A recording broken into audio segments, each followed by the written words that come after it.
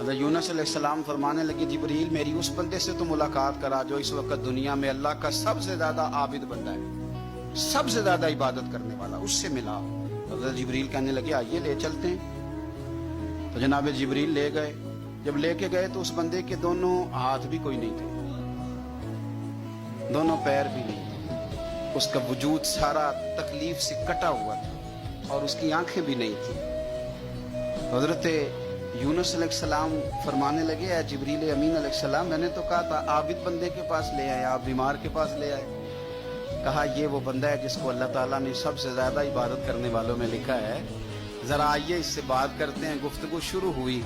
حضرت جبریل کہنے لگے آپ کی آنکھوں کا کیا بنا؟ تو وہ کہنے لگا کیا بننا تھا، جب تک میرے رب نے چاہا میں دنیا دیکھوں اس نے دکھائی، اور جب اس نے کہا کہ اب تیرے لیے بہتر نہیں تو وہ آنکھیں لے گیا تو جے سونا ہی میرے دکھ وچ راضی تے میں سکھ نو چلے ڈاواں، وہ لے گیا۔ وہ جب تک اس نے چاہا میرے ہاتھ کام کریں تو کیے، جب اس نے چاہا نہیں ٹھیک تو وہ لے گیا۔ جب اس نے چاہا میرے پیر چلے تو پیر چلتے رہے، لیکن اب رب بھی چاہتا ہے نہ چلے، اگر وہ چاہتا ہے نہیں چلے تو ٹھیک ہے، ہم بھی چاہتے ہیں نہ ہی چلے۔ ختم ہو گئی بات۔ جس بات پہ رب راضی اس میں ہم بھی راضی۔